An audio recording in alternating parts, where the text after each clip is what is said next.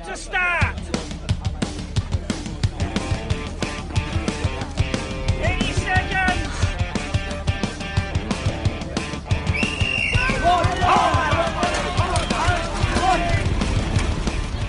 Hi, I'm Neil, and welcome to the Crosscast.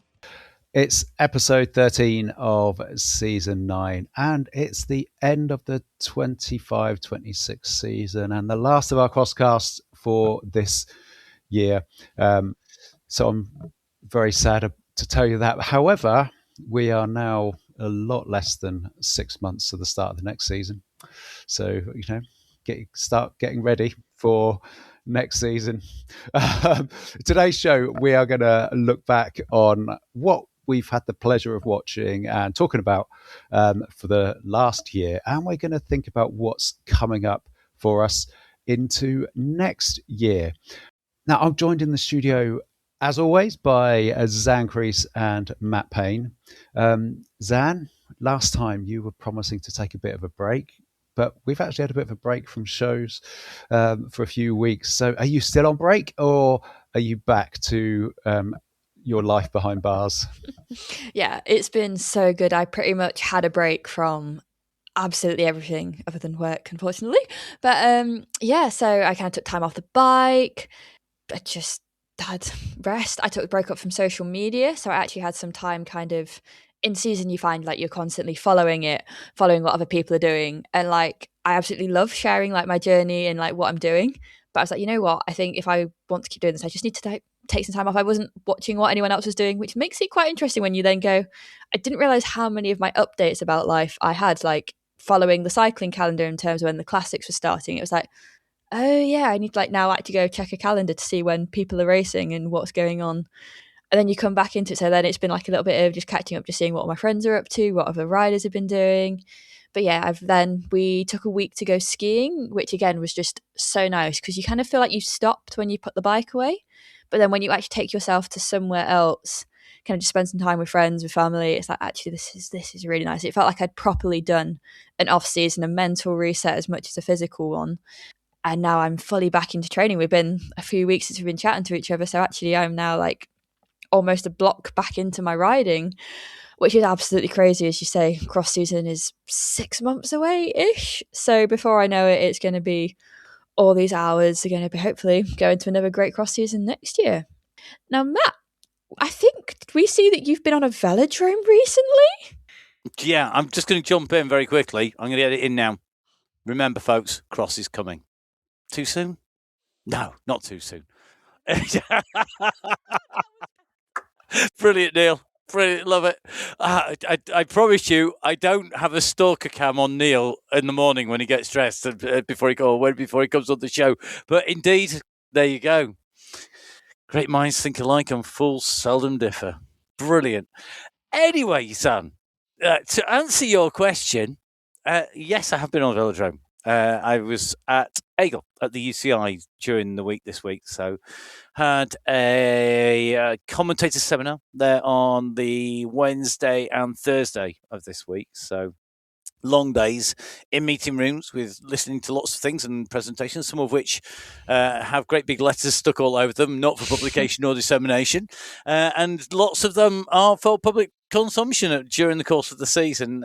So some really great updates, really good to get an insight into what's happening behind. We all see the sort of the three letters UCI, and it's really easy like to blame governing bodies and not them and just sort of band them together as this block, the UCI or BC or, NT or whatever.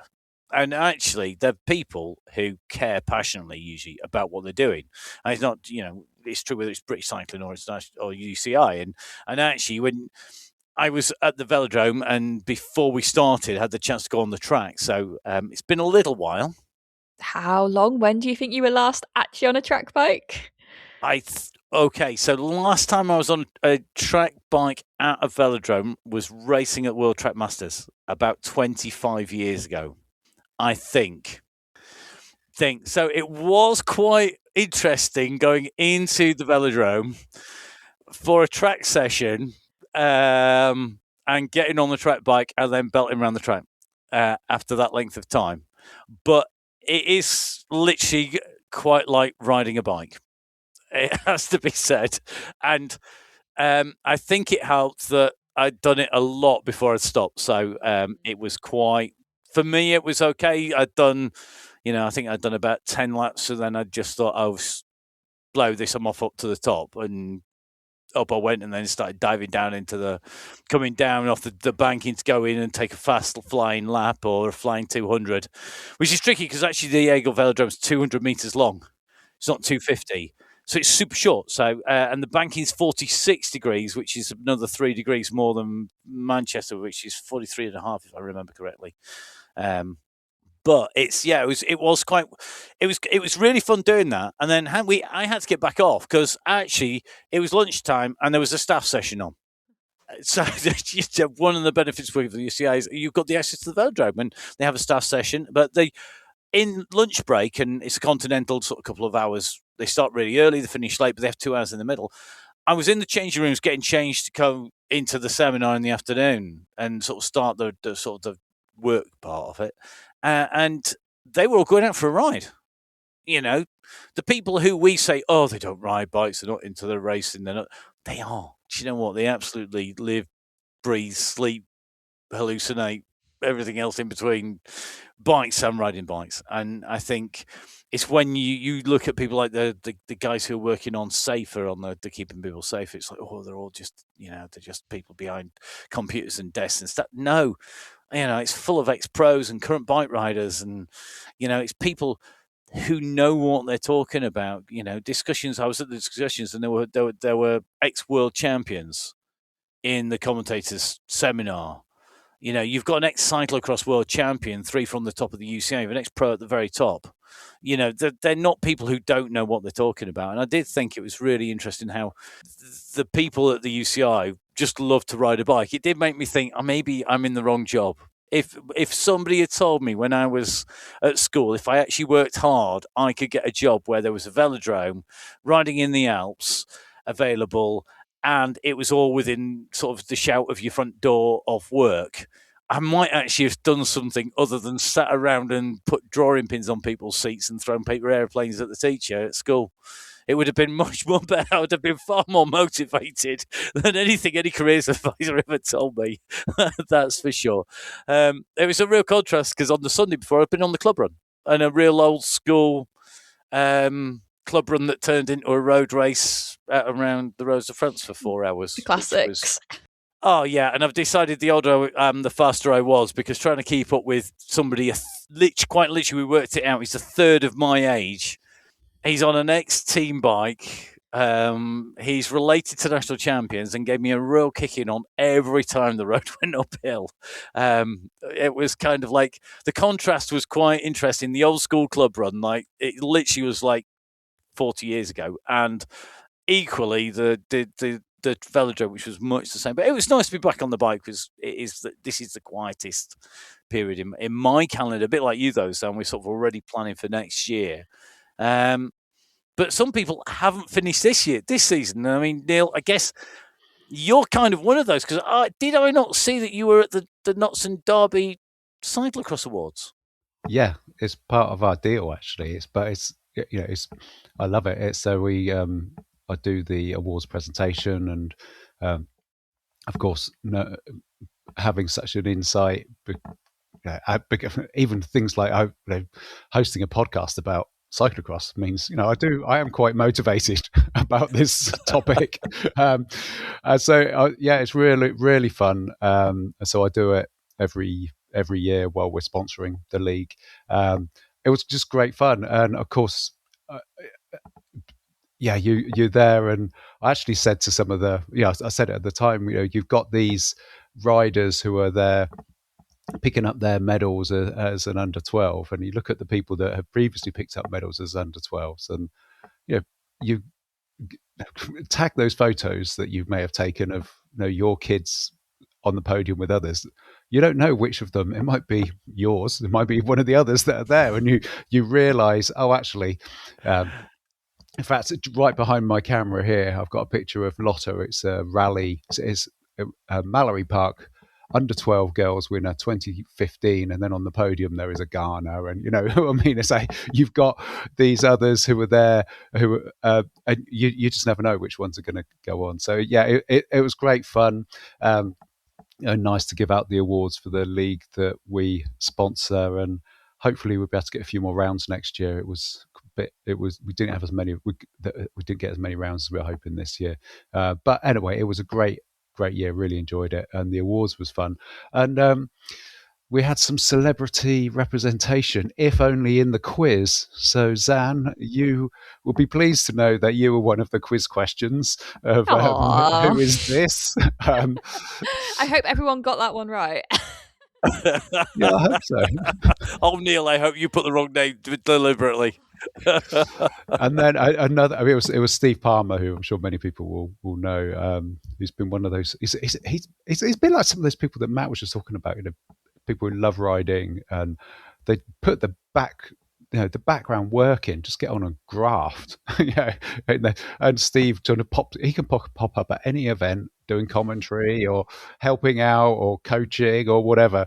But yeah, he was running the quiz, so it was great fun. But then one of the questions was Caroline, the gritty queen herself, and it was her.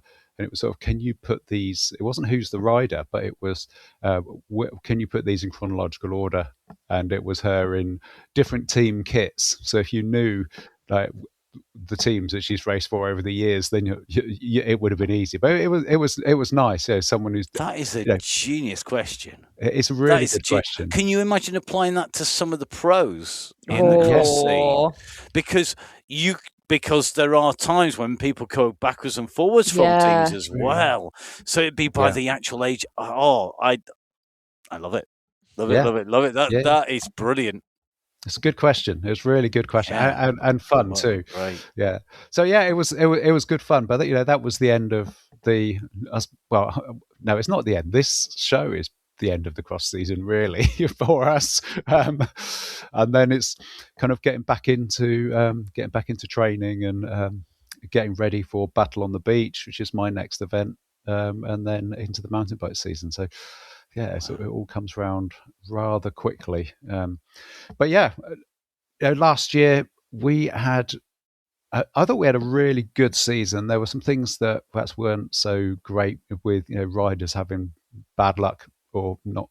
We'll come on to those. But overall, we thought, yeah, this was a good season. Yeah, out of the three main series that we cover here with the World Cup and the Superprestige and the X2O.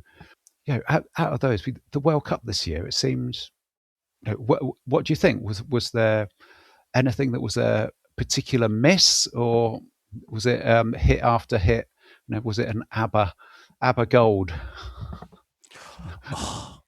I was thinking about it earlier. I was comparing it to the previous season, and maybe I'm just one of those people who really loves it. I've loved both. I thought this season was good. I really loved it.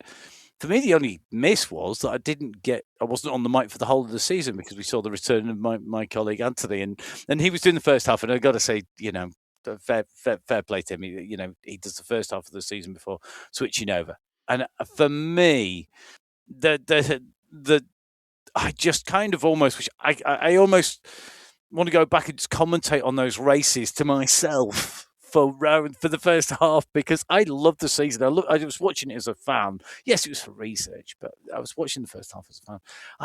I thought that the World Cup was good. I love the fact we had a story week in, week out, all the way through. And sometimes there would bonus episodes because it was a double weekend. But you really got to know the characters, the players, who was on the up, who was on the down, who was going to be a main character in this sort of part of the plot, and who was going to maybe go to a different, almost like a spin-off TV show with like Superprestige and the X2O. They were almost like spin-offs where maybe the main character isn't the main feature, but then they go off and ride a different series and they become the main character. And I was kind of sort of comparing that. I was thinking, it's a great time to be a cyclocross watcher and a fan. And actually, there's such great races. I mean, when the snow came down, and Mull, I think it was, and Zonhoven in the snow, Yes, please, more of that next time. Maybe not always the same one. The contrast to Benidorm, which was muddy for the first time ever, and then dry Dendermonde, and all those races, they've all got their own character. Yes, some maybe were not as exciting as others. Yes, we did see sometimes riders riding away, but if you looked a little deeper behind, there was always a story there. There was always something going on. I thought there were no real misses for me. I'd love to say this round didn't live up to expectations, but I can't. I'm really quite disappointed in myself there. But I'd love to be able to say, but I can't think of one race that I thought, I really thought that was going to be brilliant, and it wasn't. No, I think you're onto something there, because I think looking back at the season, I go through it and there wasn't one race where I was like, oh, that was awful, or I hated that, or that should have been different. And when I'm racing, I often look at a course and I'm like, would this be good if it was dry or wet? So whichever condition it isn't on the day. And like for most of the races this year, I was like, this felt like a good course regardless. Like there's a lot of the events, especially on the World Cup calendar, are the same as we've seen for like the previous years. But there's ones, is it Coxsider, where they completely changed where the start finish was. And I think that made it such a better course. And even just not from the logistics point of view, that actually it was so much easier for us as riders to get to the start finish. Like Swanee's, the mechanics is same as always. But yeah, it's like everything just seemed seamless. It's kind of like a baseline of a season. I wouldn't say there were many standout moments this year. There wasn't a lot that really shines through as like, wow, that was the best World Cup of the year, or that was the best race of the year. This was super. But everything was really good, and it kind of just feels like a baseline level season. It's a high baseline. I mean, it's a very high baseline. Yes. Yeah, Coxsider was like all the greatest hits of Coxsider strung together, all the best bits that we've had over the years in one course, all killer, no filler stuff. No, it almost made it samey all the way through, but it still managed to be different because of the nature of that. Havre was dry. And that's normally muddy, but it was slippy because it was icy. Namur was weird. I think it was really that was brutal. Weird, she was just, but that doesn't mean it was bad. It was just, it changed the points where things were at. I mean, Neil, come on, I know you've got an encyclopedic knowledge going back to, Stibar rode this in X year back, however many, and he won by X Y number of seconds. But when you look back, is it the best? Is there anything that you think needs improving? Because for me, it was great. The thing that I thought is I'm still coming to terms with, and I'm not saying it's a bad thing, I'm just coming to terms with it, is when it begins. And yeah, we've spoken many times about the geographic spread since, is it 3 seasons we've had now with nothing outside of Europe. And so, yeah, that's something which I don't think is right for a World Cup, but I understand why. Yeah, and so we don't need to go over that again. But I think the fact that, when you said, Matt, well, I did the second half of the season. Well, you did the second half of the World Cup. You kind of basically did the last 12% of the season or something, because it starts so late. Well, that's so great. But because it starts so late, even though you do half the races, it's still effectively the races after Christmas. Yeah. So it begins quite late. But actually, I didn't think this year it was a problem this year, because it brought us in. And if you look at the calendar for next year, it's very similar. There's almost nothing in September, and kind of things really start to kick off into October. And so it kind of gives people a chance to sort of hit the ground running. So actually, I think it's almost gone the opposite direction now. So this year, it's that we've had a more comprehensive field right from the start of the year, because if it was early in the year, there would be so many people who would say, "Oh, I'm not going to start my season until," because they've had a summer commitments in other disciplines. So yeah, I felt it was. There are things that I'm looking forward to seeing again. I'm a bit disappointed that we are not going back to Terralba next year. Because I know you both of you really like Terralba. I wasn't so sure, but I'm happy to be outvoted. That's fine. I believe in democracy. I think you've got to give things time to grow. Exactly, yeah, and I don't think it's had time. And build.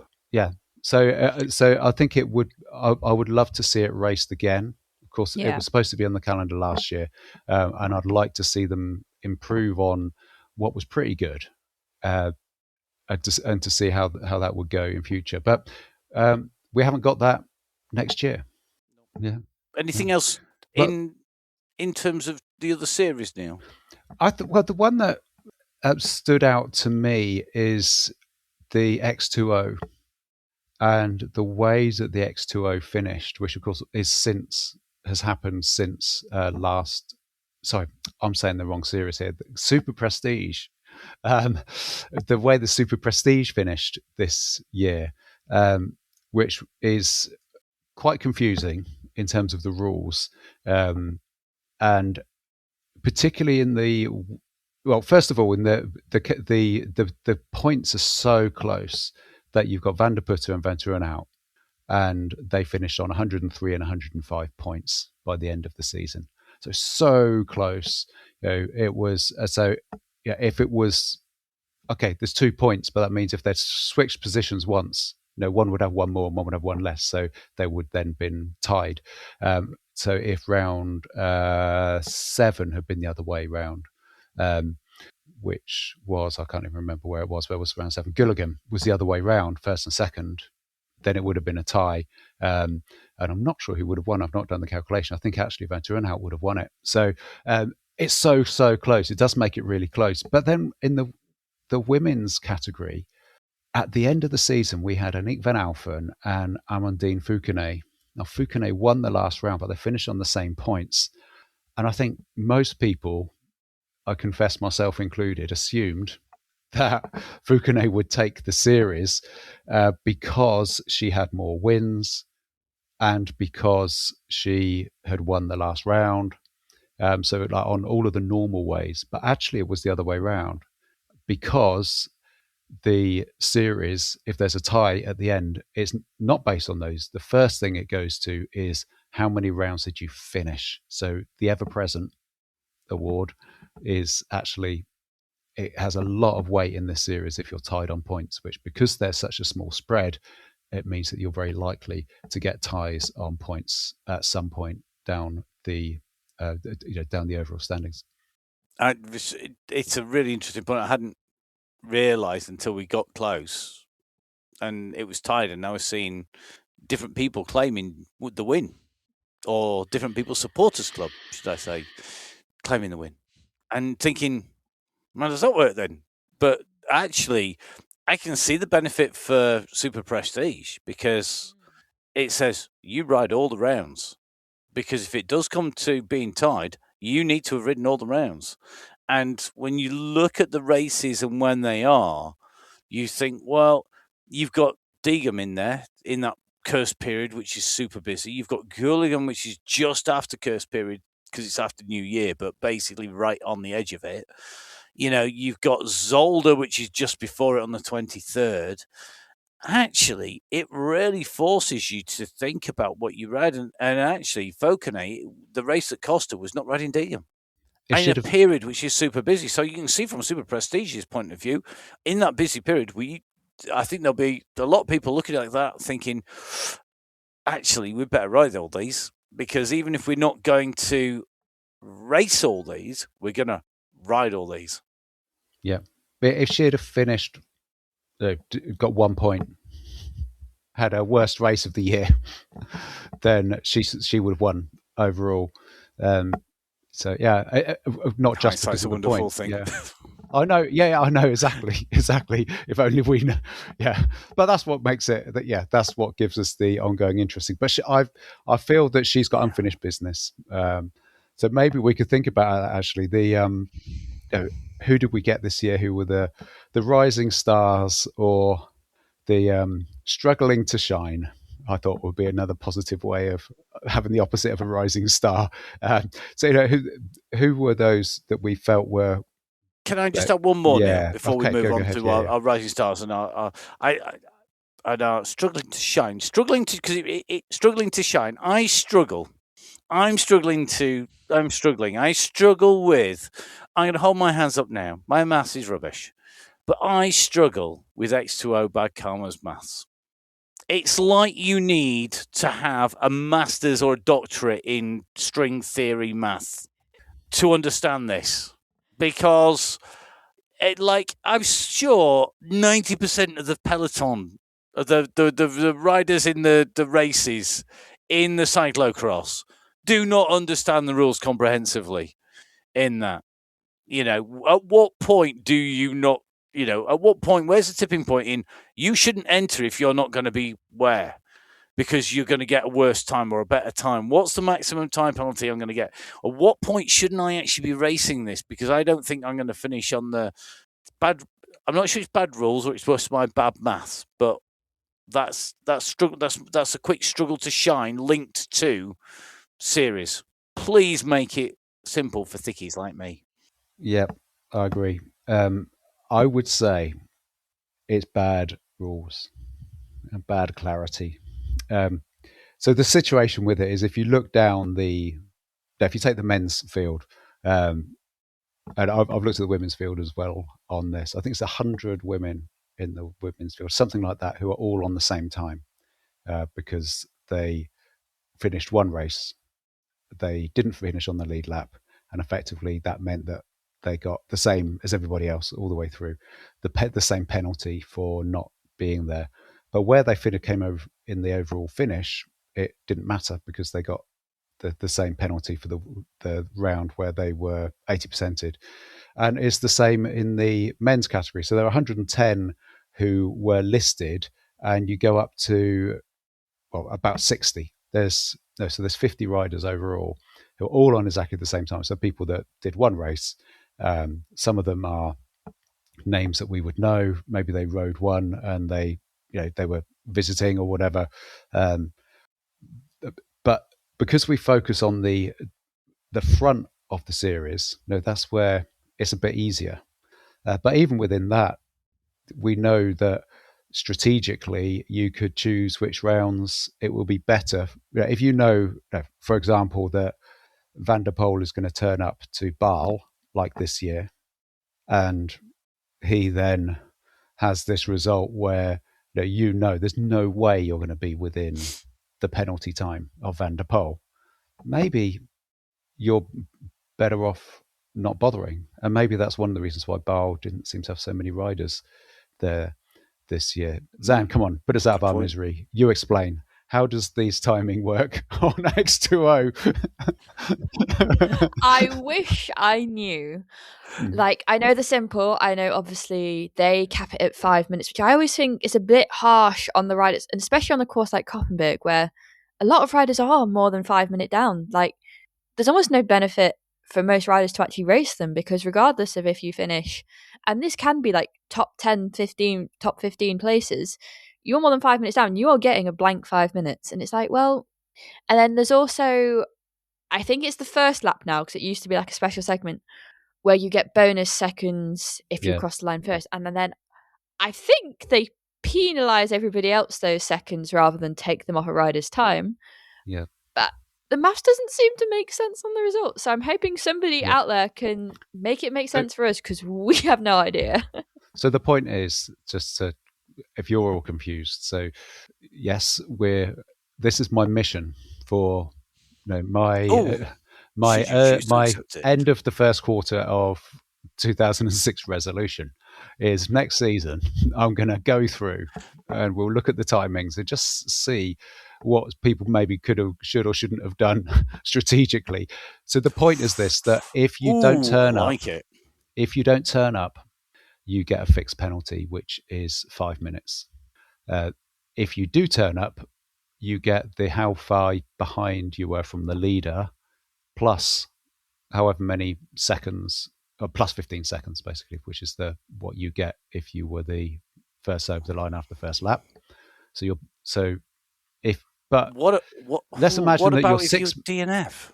Yeah, What about if you start, you then And go you're more than 5 minutes behind the race leader, so then you pull out? Yep, exactly. Because that would then therefore make sense, wouldn't it? Because then would you get just the 5 minutes? So rather than keep on racing, the moment you're more than 5 minutes down, say thank you very much. I'm going to stop at the 8% line and sit it on 8%. Well, we had that was something, when Notts and Derby League back in the day, when everyone was in the same race, and there were literally like 170 on the start line when it got to its biggest size. People would do the calculation of, is it better to step off the bike because then you get average points for a DNF rather than the actual points that you would get. So a big race, in a big race when you're a long way down, and that was back in the day. It doesn't work quite the same now, but it still is true. It still is just the case that it would change your result. Yeah. But that it was dictating where people would be finishing in the league overall, and there was a lot of cash involved back in those days. There was cash prizes, which was quite significant. So I think that is our mission. That's Neil's mission for next year. Well done, Neil. Thank you. I'm glad it's not just me being stupid. Or maybe it is. No, definitely, stupid, but everybody else is stupid as well. Definitely not. It's something where there's a lack of clarity in how it all works. But this year, Thibaut Nace, he won at Koppenberg Cross, so he had a great start to the year, but didn't end up winning it overall. But I think there were a lot of people who, the closest they ever were to the front was when they came over the line at Koppenberg Cross, and then you gradually drop back and back and back as you go through the year. So the other race that I felt was the, which actually is going to link us into the, to talk about some of the riders from this year, I thought was European Championships, because that was absolutely compelling racing. It was amazing, the European Championships. But we had Fouquenet, who got his only win of the year, certainly biggest win of the year. Was it his only win of the year? I'm not sure, actually. I think it was. European Champs was his. Oh no, he won Ardui as well, Kermis Cross back in October, his first outing, which is not quite the same profile as European Champs. But he won that race. And so it was kind of this real one-off. And it was really similar for Inge van der Heijden, who, because it just fell her direction. So she won that race and took the European Championship. So I felt that was an odd one in terms of the outcome. And so for those two, I think they had that one peak. It just came their way. It was gifted to them, and they kept their heads and they managed to bring it home. But I think there are other people who certainly had ups and downs during the year. Should we do? First of all, I got to say, Mathieu van der Poel, Lisa de Brand, winning the World Champs, winning the World Cups.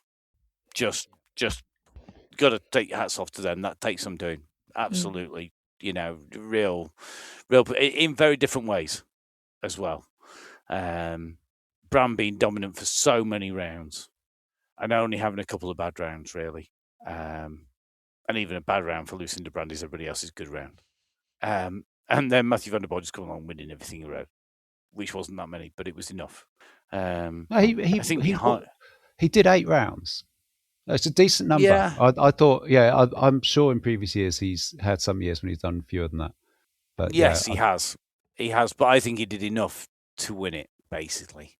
Because I got that. As the season went on, I kind of thought he's doing this, and he's gonna. It's been very evident he can pick and choose his races in the team. He can literally say, because he wasn't going to do Benidorm, and then it was like, depending on what story you believe, whether he was bullied into it by his teammates who wanted to see him race in training camp in Benidorm, or whether it was just because he felt he's got enough miles in the bank in the training that he'd done, and he thought, well, I might as well go do a speed session. Whatever story, he can pick and choose his race. And I think as the season develops, he thought, well, I think there was a little bit of, well, if I am going to make this potentially last sort of real big cross-focus season, then let's do it and let's win it. and let's win the. I think if it had won the World Cup 2 rounds before the end, or 1 round before the end, he would have maybe missed the last round. But then it's Hogeheide, and therefore is he going to win? Is he going to miss the Grand Prix Adrie van der Poel? And the answer to that is probably no. Dad won't talk to him for a month afterwards. So, yeah, it is more. But then again, would it have mattered? Probably not to some degree. If he'd have won enough points earlier, he'd have not bothered racing the last one. Maybe he would have. Maybe he wouldn't. But at the end, he did. I think behind both Brand and Van der Poel, there are people who had great seasons. Put Pedersen, great season.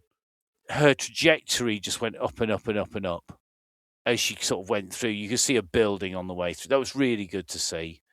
Leonie Benfeld, for me, if she was almost default under 23 winner on. She was the best under 23 rider, but that competition didn't seem to be as intense as it could have been because most of the other riders didn't ride a solid all the way through, and it was about which rounds they rode, with people coming in late into the mix, missing some of the earlier rounds. People like Cecilia Cherie, she missed round 1, she missed round 3, she missed round 11. You just think, but then Benfeld pulled out the move of the season, full stop, of anyone at the World Championships to take the lead and eventually take the win. And if you watch one piece of cyclocross to know what cyclocross is all about, that move is it. That is 100% the move of the season for me.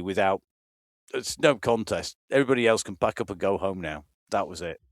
That was it, definitely. Benfeld's season in the men's season, I almost feel it's what could have been, just because of the injuries, just because of Lawrence Feek. I mean, the pride that he had being in the lead, the way he fought to defend it, and then going out with injury. The injury to Wout van Aert, again, what could have been. It seems to be a recurring tale for Wout at the moment, unfortunately. What could have been for somebody so talented. Just a real... Niels van der Poel's getting on the podium. Thibaut de Grosso not making top 3 overall. Would anybody have predicted that? But he didn't ride the first 3 rounds. If he'd ridden those first 3 rounds, surely he would have been second. Yeah. Or would he? Talk about the men's field as well this year. The Elie Iserbyt and Lars van der Haar both finishing this year. Very different circumstances. It's really disappointing that Elie Iserbyt has not been able to finish his career, I'm sure, in the way that he would have liked to have done. Lars van der Haar, what a legend! He'd been at the front of races for. There's not many people that have been so close to the front consistently for so many years. He's been phenomenal, and so I think we'll miss both of those completely different riders. But both of them have been making something special in the sport. But of course, that's the nature of things, isn't it? And women's field, we've Fem van Empel again. It's almost similar to the Elie Iserbyt type of situation of hopefully she'll be back, but who knows? Well, Laura Verdonschot, almost identical to Iserbyt in a lot of ways, in the way that she's out. But then Fem van Empel, it's a brave decision to take. It's a brave decision to take to then put that decision public. And I have to say, all power to Fem van Empel to have the kahunas to turn around and go, look, I'm taking a break for me. I'm taking a break because I'm not enjoying it, because it's not doing it for me. I need the break, and I'm taking a break. And that is fantastic. Absolutely, to have that. And I think that openness really showed a side of the sport that maybe we've been missing for a while, where people are afraid to actually say, I'm not in a good place and I need to take a break. And people haven't been able to say that. And now maybe we're going to start to see people saying that, and that's a good thing. Good thing, for sure. Sad to see some of the riders out permanently. Sad to see Lars van der Haar finish. I'm looking forward to see what people do. and I'm going to end this on a really positive note, because although we're missing some, I always love to see what people do after their careers. I was lucky enough to see Philippe Gilbert over this last week, and another rider, Stefan, both ex-professional. Now, one a head of sports coverage for their nation, for cycling coverage. So did commentary, but way better as a coordinator with the inside knowledge. And Philippe Gilbert spends half his summer hanging on a motorbike on the Grand Tours, trying not to show just how crazy, or show how crazy the sport is. But both very interesting characters. I had to chat with both. Really, really interesting characters. But what people do they become coaches? Do they become pundits, commentators? Do they run teams? We see that we've got Sana Khan is a great example. She's now there involved in the sport and still in the sport that she has been so instrumental in. Brilliant to see, and I hope Laura Verdon, Lars, Ellie, all are going to be in there. I can't imagine Lawrence Feek will be retiring. I hope not. I hope we're going to see Mr. Feek back, if only because Neil will be distraught if he doesn't line up at the start of the season next year. Yeah, that is correct. I would be, but he's had a brilliant career. And he's can't be that many years away. There's only so many miles you can do before the engine comes out. He's still racing at some of the best I've seen him race. Exactly. Yeah. Precisely. I mean, Laura Verdonshot has been. She came over and did the Hope Supercross this year and last year as well, I think. So she's someone who many people in the UK would have raced against, even if they don't often race on the continent, and will have seen her race. So. So someone I think we've probably got a bit of a soft spot for is someone who's been over here and taking all those points at the Hope Series. I always think it's one of those. She's one of those riders that you just think they are really, really good, and they have the potential to be even better still. But under 23 European champion, national champion in the under 23, elite medalist. You just think she's so close. Yeah, and yet there was always that little bit more you thought was there. But a rider who's really well regarded within certainly within the Belgium setup. I don't know if you met Azan and actually got more than went elbow to elbow. If you actually had, it's very hard to tell when you're watching from the outside when how much you guys actually talk or actually get to know each other. Yeah, it definitely depends on the rider and the event. So she's probably someone we wouldn't have crossed paths with as much until obviously they did come to the Hope Series, and that whole team, actually from doing the Hope Series with them, and not necessarily Laura, but with the rest of that team, went to Sweden when we were there the first year. So you actually do start to form bonds with the riders that go to the same race as you, even though if it is all out, elbows out on the course.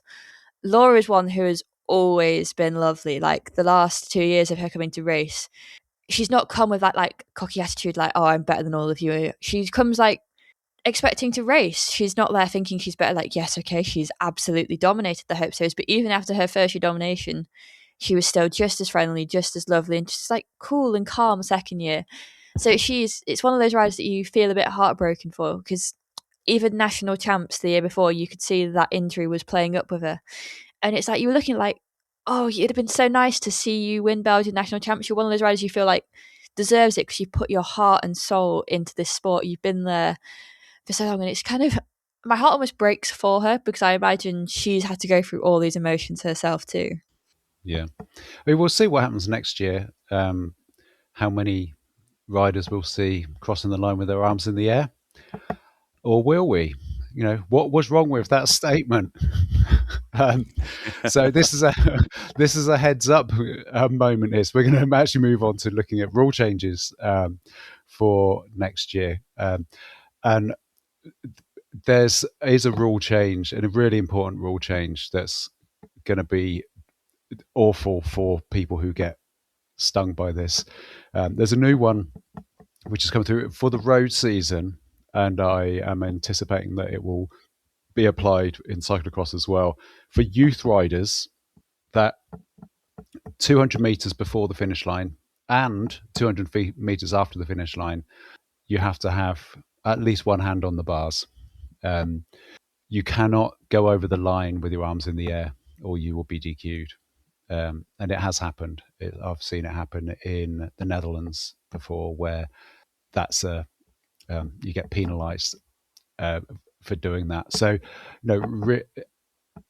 as much as it's fabulous to go over the line with your arms in the air, and hopefully I think all of us have done it at some point, but it's if you're a youth rider, you can't, don't be tempted to do that.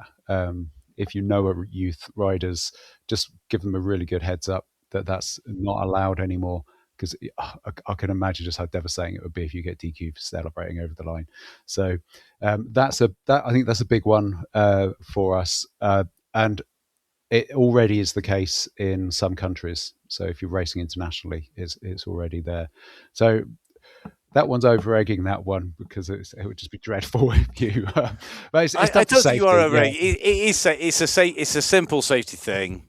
Yeah. Riders are in development, and whilst they might have razor cat-like reflexes when you're that age, equally, can you imagine? It's not just a DQ. It's what happens if it goes wrong and you end up face planting and you end up doing something that stops you ever riding or winning again. So let's, yes, of course, yeah. There's a photo opportunity in social media, but there's some things a bit more important than that. Yeah. Probably I should have made more of that. But wait until you're on the podium to get the photo of you with the arms in the air. And those people running the podium. If you're that much of a champion, wait till you're not a youth or when you're an elite rider. That's true. Yeah. And then get your arms in the air, and just remember that you can't do that if you're behind in the pack. Yeah. You can't celebrate in the pack, because that gets you a yellow card. Yeah. And a Swiss franc fine. The other one, which is there's a little bit of I think the rules are clear, but how they're going to be implemented is going to be a bit confusing, I think, which is about bar width, something which we've discussed before on the show. But there's something which is coming for cyclocross as an amendment for the rules for next year, where for British cycling, the races that are under British cycling regs, the minimum bar width rule is there's a dispensation. So if it's under the British national events, you can have narrower bars than are required in the UCI regs. However, if it's a UCI event, if it's on the UCI calendar, such as Derby National Trophy or the National Championships for next year, which I think is on the UCI calendar already, then the rule will apply. Clear as mud. But yeah, if you're not doing anything UCI, then your bar width will be okay for cyclocross. If you are doing UCI, then there will be bar widths will be checked. So, and just as a reminder, that's not just bar width at the drops of 40 centimetres from the outsides. That's also having your lever hoods more than 280 millimetres apart. So don't go pointing them in at each other. Quite why you would do that in a cross race, I have absolutely no idea. If you wish to, don't go beyond the. I mean, to be honest, 280 mil, 28 centimetres between your lever hoods, even if you have the world's narrowest shoulders, that's pretty narrow. It's pretty narrow. For me, the 400 mil is pretty wide on the outsides for some people. Yeah. But the 28 centimetres inside to inside on the hoods is not. That's almost too narrow. But hey, I don't make the rules. Yeah. Thank goodness. I've seen how complicated it is, to be honest. Don't want to do that. No thanks. Not for me. Yeah, so that's something to look out for as you carry on in your racing, watching, mechanicking, or whatever. So actually, let's do the good old getting ready for the Lasta Ronda.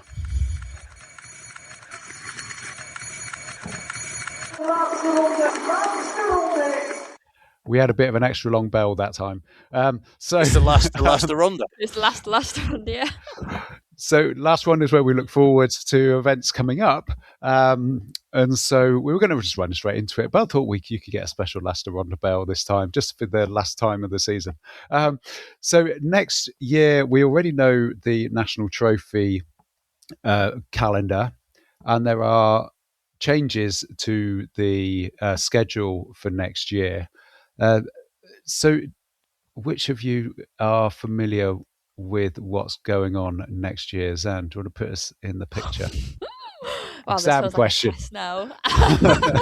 Matt has been saved. So Yes.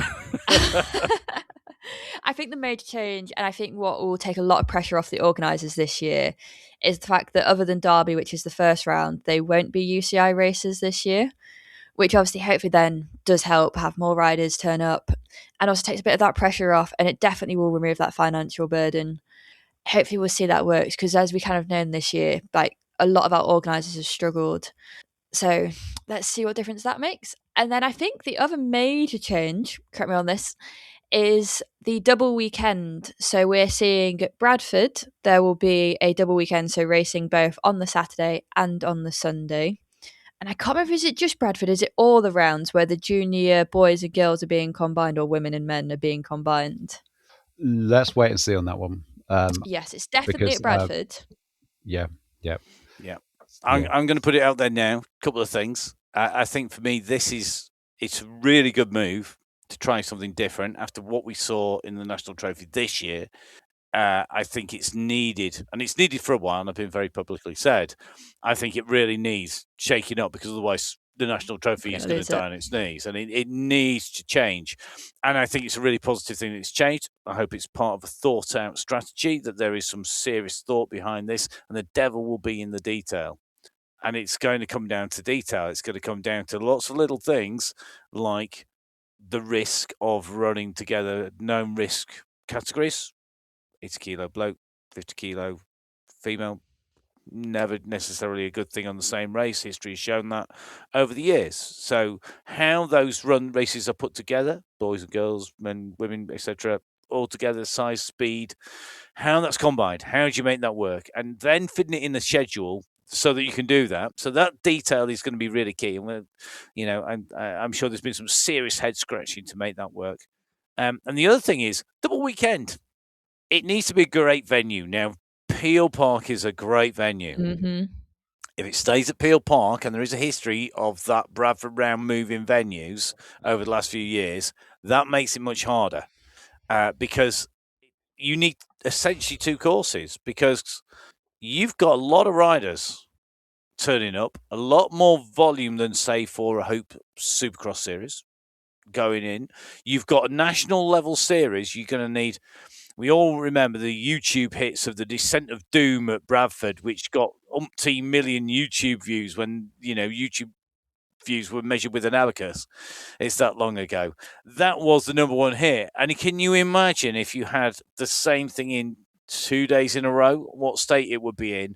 And then if somebody got hurt on there, because there were riders sliding into people, even on day with 1 day of racing on, one set of races on there. We got double the numbers. And I know it's last season, but I think for me, it's a course and a venue that lends itself to having double sections of course. It lends itself to having variety, not turning the course right the way around, just going the opposite way, because we know that course design is more subtle and clever than that. But it's having dual lines, it's having dual opportunities to change that course overnight with the minimum amount of work, pre-building bits of course. So the detail and the build is going to be really key for me. But I think, great to see change. It needs to change. And personally, I'd expect it to change some more. And we know people don't like change and riders don't like change, but I think it's change it or lose it. So change is a good thing. Yeah. And this is how things are done in other countries. They do these double weekends. It is quite normal. Let's see if we can get something that works with that. Let's see. I'm so pleased that we're not just that we're doing something and I think what's what's being. Let's say there's 10 ideas. I think the ones that they're trialing this year are some that could work, and some things will be better, some things will be worse. That's my prediction on absolutely everything, and I'm sure it'll be true. There'll be winners and losers, not only going over the line, but also for those people who it's going to make life a lot easier for them, and some people it's going to make life a lot harder for them. But that's always the way. The other thing next year, of course, is we had this to be confirmed on the calendar. So we have the round 3 of the Cyclocross World Cup next year is no longer in TBC, but it's actually going to be coming from Glasgow, a place called Kelvin Grove Park. I've never been to Kelvin Grove Park, as far as I know. Are either of you familiar with this obscure venue? Kelvin Grove Park is not an obscure venue. All the Scots at the moment are about to come over the border and lynch you, I think, Neil. They've got, they always do. It doesn't matter what it's for. It might be the way I pronounce some of the towns. It could be anything. But yeah, we'll go for it. In that case, just go for it. Totally obscure place. No one's. I think Kelvin Grove Park is actually somewhere I have literally walked along the side of and never actually been in the centre of it, which I, to my regret, I have to say, which is a real shame because I actually think it looks really nice. It's not far away from the University of Glasgow, which is why I'm quite surprised, Neil, you haven't actually been there in your travels, in your general working life. Well, if I go to a university, I go to the university. I don't tend to know all of the names of all the parks around them. It's literally right next door. You could have walked through it. I know exactly. But can I just put this out there? Can I just put this out there though? It's quite ominous. It's definitely clearly going to be an event where you're going to need to follow the rules because it is Kelvin Grove Park in Kelvin Bridge with Kelvin Way through the middle and Kelvin Hall at the side of it. And if anybody knows Kelvin, who is the riders ready to start at the start of the show, it is the same spelling of Kelvin, just to worry you. Honestly, I thought that you were going to go physics then. And no. Yes, of course, it's Kelvin Geography Commissaire. Yeah. No, so I was going to come out with. You've just outdone me completely there. I was going to come out with some jokes about how hot or cold it's going to be, but that's the scientist in you and the literal in me. Yeah. But looking at it on Google Earth, which is as far as I've gotten looking at it, there's going to be some beautiful backdrops for it. It's really central in Glasgow, so there'll be loads of hotels. In some ways, I kind of feel it doesn't really matter that there's not any parking for spectators because for World Cups anyway, you can't normally park on site. So you have to ride everywhere. Yeah, it's all park and ride, and the public transport going into there. It's already there. There's Glasgow Youth Hostel is right on the edge of the park. So there's loads of stuff here, which I think it could be really straightforward to do. It's quite a long way from Belgium. Zan, have you had any insights into how many of the continental riders will be coming over? I think it's hard to say. I think if we're looking at it compared to other World Cups, it's probably a similar journey to when we had Dublin on the calendar. Although I do think the one advantage is I think you can get a ferry from the Netherlands to either is it like Hull, or I think you can actually get one higher up. So at least then for them, you can get a Newcastle one if you try. If it's the right time of year. But I don't know whether it'll be running that time of year. I have to admit. Yeah, but there's definitely routes. I think Dublin was quite well attended, but I think what you often see is there's almost like this trial year for a new World Cup. Like Dublin the first year wasn't very well attended, but then second year and third year, suddenly all the Europeans came across to it. And I think Terralba was probably going to go along the same routes. Like a few riders go to it first that are really committed to the series. And then once it gets that reputation, like, actually, this is a great World Cup, more travel. So I do think part of me hopes, like, I remember back, is it 2014 when we had the Milton Keynes World Cup, just how well attended that was, both like foreign riders in terms of spectators from like the country. And part of me is like kind of hoping we get that kind of hype and that buzz again, that the riders feel like, because obviously I think this year on the World Cup calendar, last year, basically it was back-to-back World Cups from end of November to February. They've actually put in a rest. There is a week off completely. So normally, or like last year, some riders chose to have training camps to skip Terralba. This year, there is almost like a forced or like a planned rest in the World Cup calendar, which means a lot of riders have that week then to train. So Ooh. will that encourage more riders to come, is what I'm hoping. The week you're talking about, though, you've got to come back from Czechia because you got, which is, as you said on the show this year, it's a heck of a trip to Czechia. It's a big trip.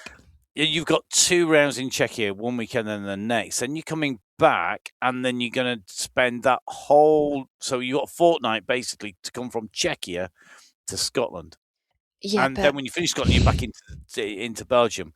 I think there's a couple of things that really strike me. There's some real similarities in this because it's a park in the middle of a city, which, you know, the park at Campbell Park was the same in Milton Keynes. I mean, it's even the same down to it has a bandstand it's called, which basically mirrors. It's a music venue normally with a stage with an amphitheatre built around it, which actually mirrors the whole podium that we had at Milton Keynes.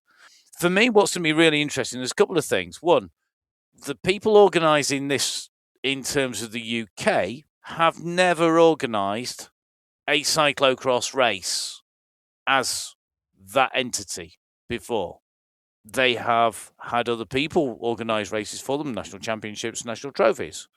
But they've never actually organised the race. So who they get running that race, organising that race, is going to be critical for British Cycling Ventures. So they need some really good expertise in there. Because it wasn't British Cycling that had anything at all to do with Milton Keynes other than issuing the licence. So I think it's going to be very interesting to see. Don't get me wrong, they've run some major events, one way or another, with different organising bodies. Glasgow itself in Scotland has organised major events. It was the home of the very first Mega Worlds, or the UCI World Championships.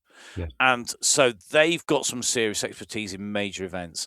One thing it does strike me is that if I was at Milton Keynes and we thought that getting security to ensure that nobody snuck in for free at Milton Keynes was difficult, this is going to be much harder because it's even bigger and it's much less easy by the look from what I can see to secure it. And that will be key to its survival long term, because for anybody who moans about paying for it, for a ticket, you don't pay for a ticket, you ain't going to get it coming back, because it needs to be able to literally wash its face. You can't run these things at a loss, because no one's going to support it in terms of a government body, national government, no matter how good it is. You can have the best racing in the world. Milton Keynes was brilliant. It was one of the best races. It was great. The pros still talk about it now. You know, literally, it comes up every time I meet any ex-cyclocross pro or who's a commentator now. They go, "Oh, were you at Milton Keynes? You're from Britain. Were you at Milton Keynes? It was brilliant. It was amazing." You know, the British and Scottish, the crowds are amazing. You know, I was at saw somebody who said that the crowds for Tour de France in Yorkshire were the biggest crowds he's ever seen in his life. And this is somebody who's ridden multiple Tour de Frances. You can have it as good as you want, but you still got to be financially viable. So you can do your bit by buying your ticket and supporting it. Yeah, definitely. I think that Scotland in general is becoming this hub for world-class cycling. We've got the Tour de France, Grand Depart coming from there. We've had we had, say, the World Championships a couple of years back. And as you go across the border into Scotland, or on your way back to Scotland, if you're from north of the border, then I think it's still on the Scotland sign of home of the World Championships. I'm sure it's still on there. It was last time I went up. So it is perhaps a bit more of the national DNA in Scotland. So yeah, I'm of course I'll try to get there myself. I think Zan, I'm hoping that you'll be planning on racing it. But it's obviously the plan. I think my problem is now it's trying to defend my UCI points at the start of the season to Yeah. make sure I am on that start list. Yeah, exactly. Yeah. I notice you're still you're above that magic ranking at the moment. So you'll be going into the start of next year in a just good need place. to stay there until December now. That's right. Yeah. So looking at the other events that are coming up next year, just in general. First of all, there's something which is not on the UCI list, which is the Hope Supercross season yet. So hopefully it will appear, but certainly every pun intended there, Neil, was it? What was that? Oh, hoping it will appear. Yeah. Apologies, wasn't deliberate. I hope it's there. I hope I'm going to try and use it. I'm really, really wishful that we see this appear on the calendar and that the Hope Supercross Series is back. I would love it to be. I would be quite happy if there were less rounds, but they were a bigger, closer to a World Cup event, because I think at the moment, if you think that we've got local leagues that are almost as good as national trophies, we've got national trophies that seem to be really, really good. And some of the national trophies are absolutely world class. And the national championships can be amazing. We've got a World Cup, and that's on a different planet to anything that's in the UK that I've been to since 2014. And now, okay, I didn't go last year or the year before, but I'd be very surprised if anything is at World Cup level. It's certainly not what people said to me. I would love to see the Hope don't do 4, do 2, but my goodness, step them into something, that next level up, be that level above even national championships that takes you just under World Cup, be that actual C2 sort of level, be just a World Cup and make them big, make them impressive, make people want to ride them, even if you have to do them on a double weekend, but make it, more quality, less quantity. Yeah. And I think that actually would seal the reputation for Hope. It would match their quality of brand much better. Yeah. Coming into October, there are 5 events in the Swedish series, which I think is how it was 2 years ago. I can't remember if it was like this last year, actually, Zan, where there was the Stockholm weekend, Fallon, and then the Varberg weekend, which I know has been part of your routine for the last couple of years.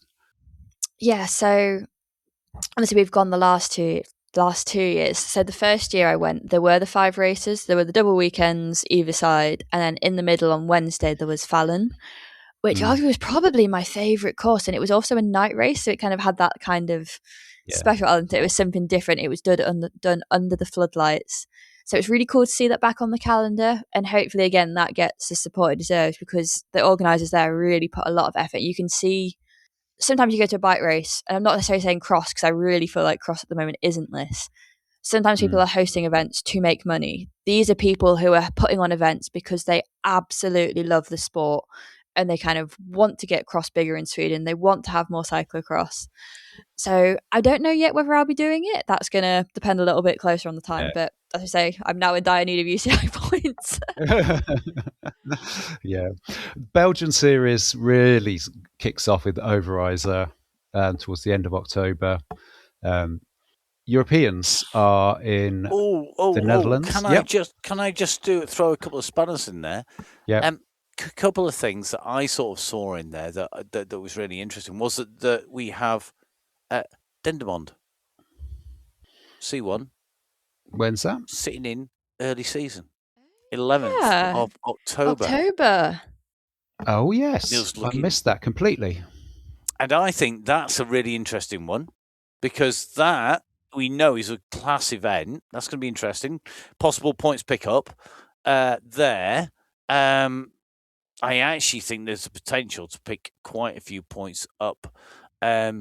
Potentially, you've got another race in Mechelen early season, so there are points available to go early. The one sort of hole in this in the fabric almost is where you've got two. For Zan, this is real Hobson's choice. Would you like to go to Derby for a C2 on one day, or would you like to go to Varberg on the Saturday and Sunday for two C2s in Sweden? May come down to points and a little bit of a thought on Kelvin Grove.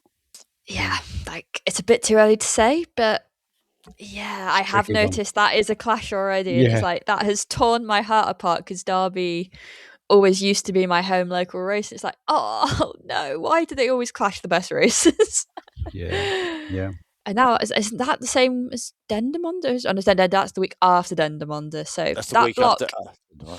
All the good races in that little block. Interesting. Yeah, isn't it? Yeah, it's a really packed period, and actually, there's another C1 in Czechia that weekend on Dendermonde and Stockholm Cyclocross weekend. So, I think there's a lot of people going to be point searching there internationally rather than necessarily. Yeah. Anyway, sorry, Neil, for the interruption. All good. I'm going to move back towards back end of the season. Well, back end of the season, middle of the World Cup. But if we then look down to Zolder is on Christmas Day, according to the calendar at the moment, on the 25th of December. Interesting. I wonder if that's correct, but it could be. I've ridden at Zolder on a practice day on the 25th of December before, but no surely is exactly my thoughts on it. But they've got Havre on the 26th. 26, 27, haven't you? Yeah. So Bissans on 29th. So it's either on the 24th, which I think is more of a family event in Belgium, than the 25th. Having moved to the continent, it's one of the big things that all the immigrant English struggle with. The fact that on the continent it's generally celebrated on Christmas, is celebrated Christmas Eve, not Christmas Day. Yeah. And then there's the fabulous few days of back at the back end in Belgium. Book it now. 30th of December, Diegem. 1st of January, GP Svennaes and Baal. Then Gulligem the next day. Then Zonhoven, and that's got the junior race as part of that as well. So, Neil, just book whenever Zolder is. To be fair, literally, if you booked the 22nd for Hofstad, you wouldn't be disappointed. Then 23rd at Lowenhout, but you've got Zolder. Then you got 3 World Cups in 4 days. Immediately, Besançon's the day before Diegem. I mean, don't get me wrong; it's a bit of a drive. Yeah, you got a late start at Diegem, though, haven't you? Wow. You don't have to be there so early. Yeah, which thank goodness. Yeah, it's a fair old drive, but I think, I mean, if you're going to go out, this year is looking like the year to go. It's like I have seriously considered decamping for the entire period to the Low Countries, just because it's incredible this season. Yeah, it's absolutely amazing. Yeah, you got Hammer and Hugerheide just before the World Champs, over one weekend. So another 2 that are pretty close to each other, actually. Hammer is quite east in Belgium. Hugerheide just on the border, so of the Netherlands. Loads and loads of double weekends to go out for. I'm hoping to get out for some of them this year. And just to bring in a little at this point, so I was supposed to be going out with Caroline Britty Queen to World Champs this year, but Caroline couldn't make it, looking after her father. So thanks everyone for kind messages, and those people that have been supportive over the last few years, actually. That was just to put a shout out, a lot of the cyclocross community have been really supportive of us as we've needed to, in particular, have rapid returns while we were caring in a few previous years. For some reason, it always seems to coincide. His bouts of ill health with cyclocross races. So national trophies. But this year we'll be planning on getting out. We'll try again this year, which is why I was out with Finn this year and not with Caroline. So I'm looking forward to next season. There's a lot of great stuff coming up. But before then, we've got the summer.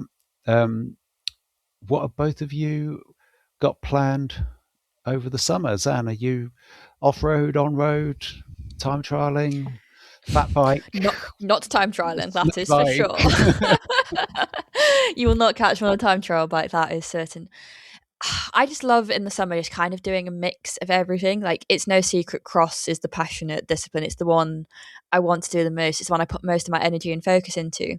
But that kind of opens up the summer to just dip in and out of little different bits. I'll be doing some gravel races, some crit races, hopefully going to try and do a few more road races this year. So it's really going to be a little bit of everything, but also kind of hoping to have some of those kind of adventure rides. I think when you're racing, it's so easy to get caught up in just racing. So like one of like the little mini challenges I've set myself this year is to actually ride the South Downs Way. I literally have it on my doorstep and I ride on it all the time, but I've never done the whole thing.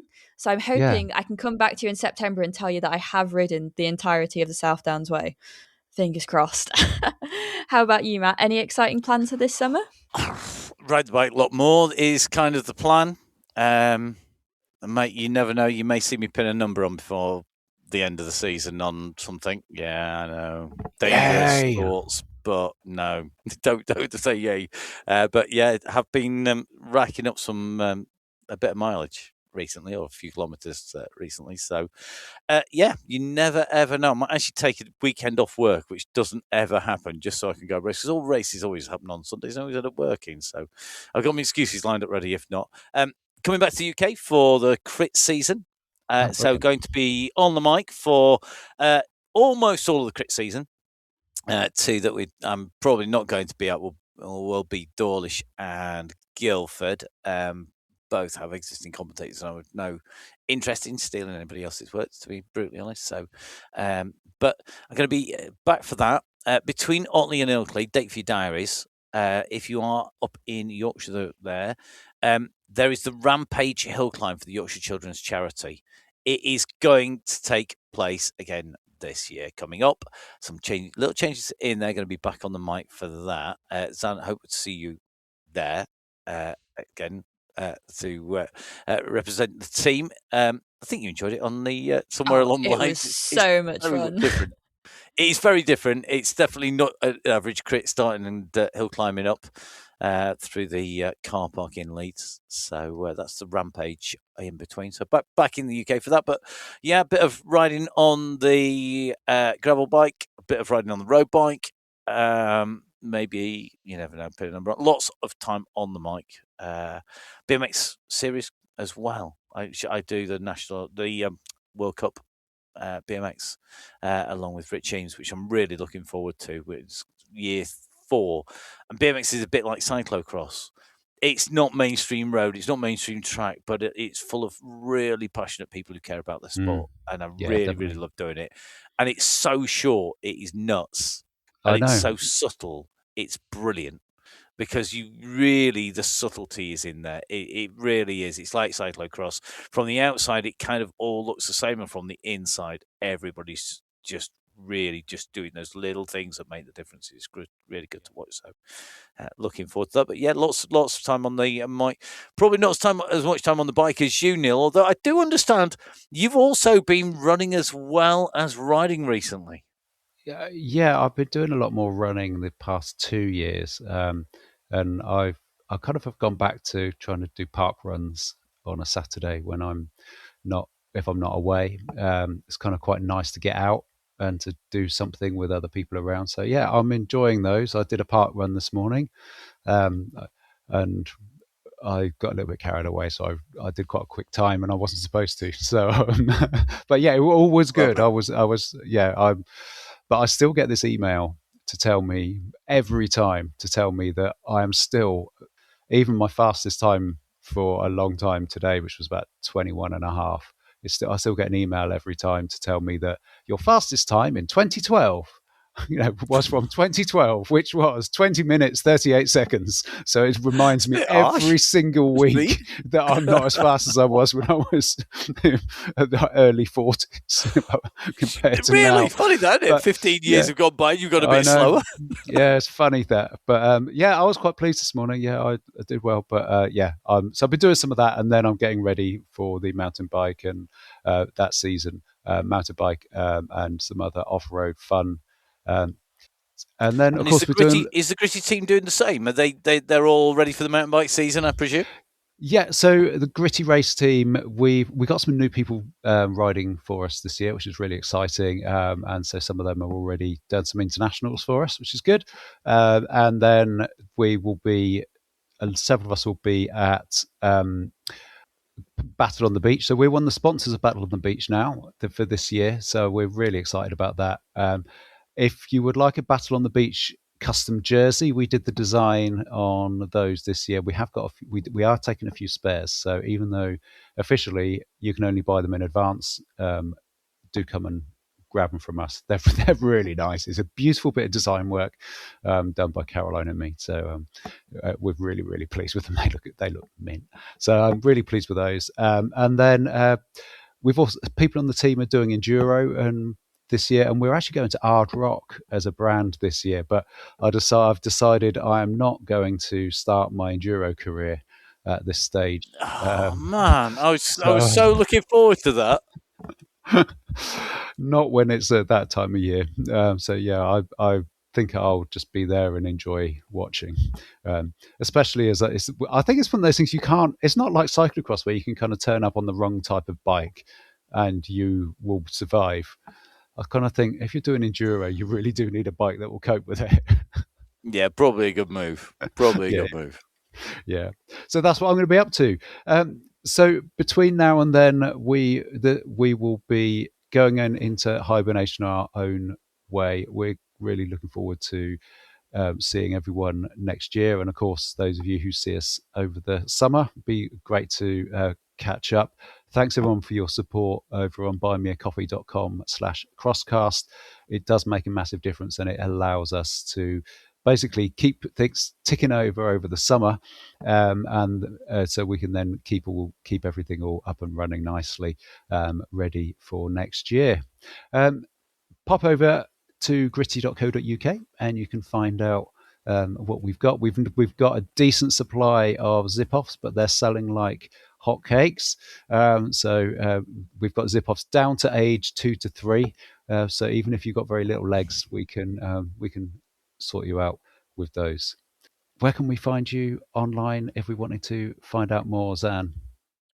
I like it if you can spell my name. It's all nice and simple. I'm Zancrees on pretty much every social media platform. It's probably in the bio to this if you don't know how to spell it. Matt, whereabouts are we finding you? You can find me, if I'm not in the studio or on the bike, scarily, at Matt Fixer Pain on Instagram, Facebook, and Strava, and wherever else on the internet sends you pretty much, and on Sunday Race Club for my wish each and every Sunday, without fail, even if there's a bike race on. Excellent. Yeah, you can find Neil, me at Crosscast. What about you and Gritty? Yeah, at Crosscast Neil on pretty much everything. I got a BMX this week. In fact, 2 days ago I got a BMX. What? But that was on Zwift. So I finally won a BMX by on Zwift this week. So I don't know. I don't think it's very useful, but it'll be fun. I think that's a great idea. If you follow me on there, then you might see me on that. And if you follow at Gritty Kit on Instagram, or just pop straight over to gritty.co.uk, GRITY, just one T, and you can see photos of us trying to look cool and modelling all of our kit. And at that, we will see you next season. Until then, we'll see you on the other side of the tape. Bye.